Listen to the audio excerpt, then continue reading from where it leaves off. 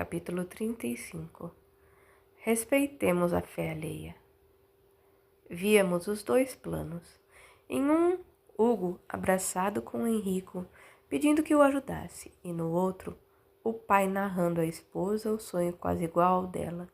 Tinha visto o filho e falado com ele. Deixamos aquela família com o coração repleto de alegria por existir os dois mundos tão meus. Mais uma vez, nos dirigimos à estação do adeus. Quando lá chegamos, a capela estava repleta. Quem é o irmão? Um conceituado espírita, Luiz. Estranhei, pois era conversa pra lá, conversa pra cá. Espírita? E ninguém ora? Não. Não são somente os de outras religiões que não sabem se portar em uma capela, pois isso depende da educação religiosa de cada um. Já vimos pessoas de outras religiões concentradas e respeitosas diante de um corpo físico, assim como muitos espíritas. Henrico, não será nervosa essa falação? Não, é falta de conhecimento mesmo. Esperávamos que alguém orasse. As conversas eram muitas e o barulho terrível. Junto ao corpo físico, José Ricardo orava em silêncio. De vez em quando olhava seus companheiros que não paravam de falar. A família nunca aceitou a doutrina espírita, e ali, ao lado de José Ricardo, as velas permaneciam acesas. Com um olhar tristonho, ele a tudo assistia. Só faltava entrar um sacerdote, Henrico. Pamela sorriu, falando. Faltava? Olha ali quem tá chegando. Não era um padre, e sim um pastor. Aí é que o barulho se fez forte. Os colegas, os irmãos de fé de José Ricardo, não compreenderam aquela atitude da família, mas nada disseram. O pastor fez a sua pregação, por sinal muito bonita. Só que José Ricardo chorou muito por não compreender a atitude familiar. Quando a esposa se tornou crente, ele, prevendo o futuro, deixou escrito que no seu sepultamento desejava a presença dos espíritas, as preces e as leituras de O Evangelho segundo o Espiritismo. Mas o fanatismo da sua família não dava a ela uma fé raciocinada. Julgando que José Ricardo, como espírita, era presa dos demônios, os familiares desejaram que seu corpo físico fosse exorcizado. No momento em que o pastor se calou, o presidente do centro, onde José Ricardo frequentava, começou a falar sobre a morte. O filho de José tentou fazê-lo calar-se, chegando a segurar seu braço, mas, para surpresa nossa, José Ricardo acercou-se de João Milano, o presidente do centro, e este falava sem deixar que o interrompessem. No início, a viúva e os familiares estavam furiosos. Contudo, foram se acalmando com a preleção de João Milano. Muitos que se encontravam lá fora, conversando, acorreram para melhor ouvi-lo. No final da preleção, disse João Milano, José Ricardo é um irmão de fé. E o verdadeiro cristão respeita a escolha religiosa do seu próximo. Só os que temem é que levantam trincheiras para atacar a religião do seu semelhante. Quando Cristo veio ao plano físico, ele não condenou ninguém. Veio para explicar e nos ensinar a viver o decálogo. Qualquer religião que ataca o seu próximo não é seguidora do Senhor Jesus. Ele nos disse, bem-aventurados os misericordiosos, e quem tem misericórdia jogando nos templos dos outros? Disse, bem-aventurados os pobres de espírito.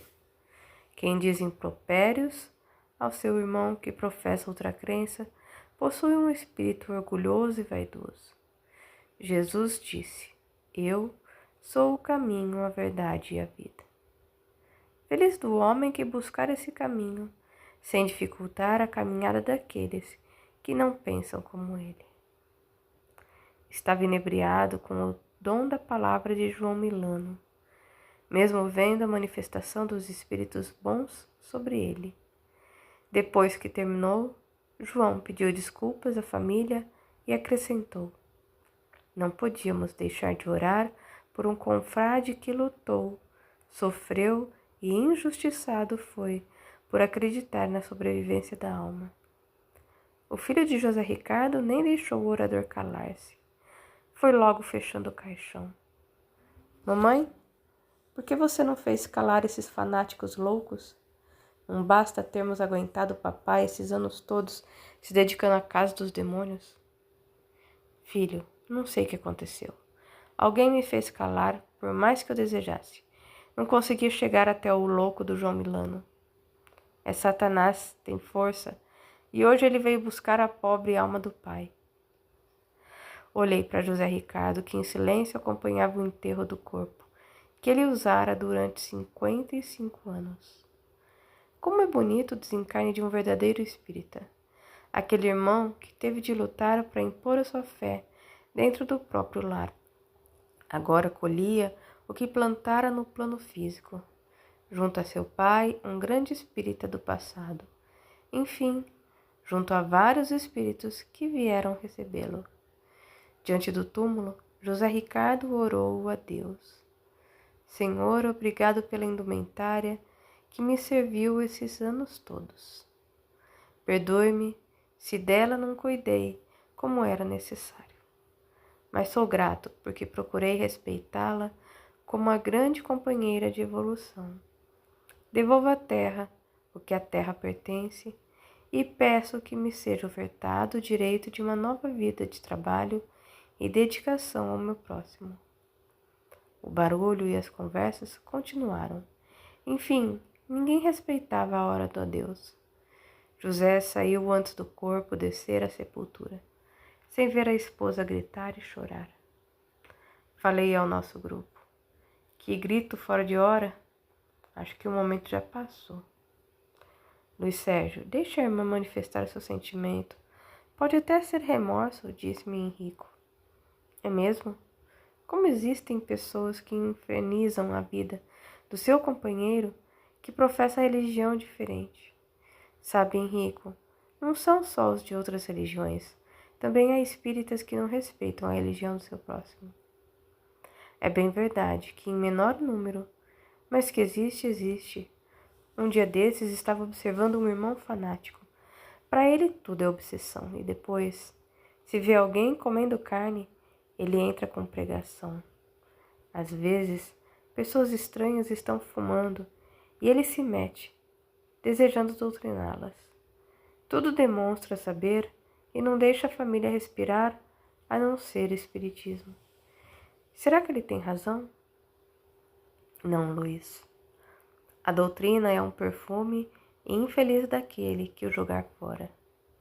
A doutrina é como a verdade, ninguém a impõe. Ela resplandece espontaneamente como o sol, principalmente com as crianças. Nós não podemos ser intransigentes, porque assim elas, quando crescerem, não irão gostar do espiritismo. A figura do pai ou da mãe repressora estará sempre à frente de Jesus. E foi ele quem disse: não embaraceis os pequeninos. Qualquer religião imposta pela força não é de Jesus. Ele jamais forçou alguém a segui-lo. Quem o seguiu o fez por amor. Mas são os que não forçamos que se prenderam e se perdem nos vícios e na indiferença. Quem deseja que a sua família seja cristã tem de dar exemplos vivos de dignidade, de humildade e de fé, principalmente as crianças. Elas sabem quando os pais não são sinceros. Olhamos mais uma vez José Ricardo e ele, compenetrado da sua nova vida, retirava-se ao lado de seus amigos espirituais. Henrico, perguntei, por que o barulho na capela? Já é comum isso acontecer. Poucos se propõem a orar. Acham que quem desencarna está morto mesmo. Não sabem os encarnados a luta de alguns espíritos para deixar o corpo físico. E muitos são enterrados junto ao corpo de carne, por julgarem que estão vivos, que ainda precisam do corpo doente. Dali fomos ao auditório que ficava sobre as capelas, onde o irmão Lourenço pregava sobre o comportamento daqueles que ficaram e o que é bom para aquele que deixa o corpo físico. Primeiro, a família deve vestir bem aquele que mudou de plano, com camisa, calça, cueca, meia, enfim, não esquecer suas roupas íntimas. Por quê? Perguntei a Lourenço. Porque se existem alguns que não se importam, há aqueles que, ao notar que não estão completamente vestidos, ficam preocupados. Depois, se o irmão ou irmã sofreu uma doença que o deformou, é recomendável não expô-lo à curiosidade dos presentes. O certo é manter o caixão fechado, para que seja guardada a imagem que tinham dele quando estava bem. Evitar cobrir o caixão com flores. Existem irmãos que se revoltam, muitos não gostam. O que fazer? Alguém indagou. Cobri-lo com um lençol até a cintura. Lembre-se, isso se o irmão não gostar das flores sobre seu corpo. Se o irmão for espírita, não colocar crucifixo, nem acender velas. Evitar conversas inúteis e barulho. Sendo uma hora de dor, os presentes devem respeitar a família e aquele que partiu. O prudente é colocar músicas clássicas para abafar o barulho. Todos devem ler um trecho da Bíblia, se não forem espíritas, e os espíritas, o Evangelho segundo o Espiritismo, e fazerem comentários sobre o que foi lido, para preencher o tempo e evitar conversas, cantar hinos religiosos e nos intervalos orar, orar, orar e continuar orando até o sepultamento, orando e cantando, não deixando os presentes perturbarem a hora do silêncio. Evitar chorar abraçado com os familiares, principalmente quando eles estão sofrendo calados. Lembre-se de que, quando vamos despedir-nos de alguém, precisamos também consolar aqueles que ficaram. Evitar comentar como desencarnou aquele que partiu, pois fazem muito mal ao recém-desencarnado os comentários sobre o seu desencarne, como também perturbam a paz daqueles que ficaram. Por quê? Perguntei. Porque é muito marcante para o espírito o momento da separação do corpo físico, fica sempre gravado em sua casa mental. E para que vamos fazê-lo, lembrá-lo a cada minuto. Quem parte deseja a paz, vai em busca da esperança e da felicidade. Se somos curiosos, façamos força para nada perguntar em uma capela. Esperamos que todos os que aqui trabalhem buscam intuir os que aqui vêm. É muito triste a hora do adeus. Aquele que parte e aqueles que ficam não têm sossego, porque os ditos amigos não os deixam sofrer em paz. A dor só é amenizada se compreendida, e quem irá compreender se sua alma e seu espírito estiverem desequilibrados? O certo é não perturbarmos o que parte e o que ficam. Depois de nos ensinar várias coisas, ao se retirar, alguém lhe perguntou: é certo colocar no caixão alguns pertences do que parte? Claro que não. Para ele não terá valor algum. Às vezes pode até perturbá-lo, levando-o até a ficar guardado os seus pertences junto ao túmulo. Irmão, até quando o homem ignorará a morte? Ninguém a ignora, apenas a teme. Isso só vai acabar no dia em que todos compreenderem que a morte não existe. O que existe é uma metamorfose, e graças a ela o homem não fica inerte no túmulo. Quem não acredita nessa verdade também não crê que o Cristo ressuscitou. O que é ressuscitar?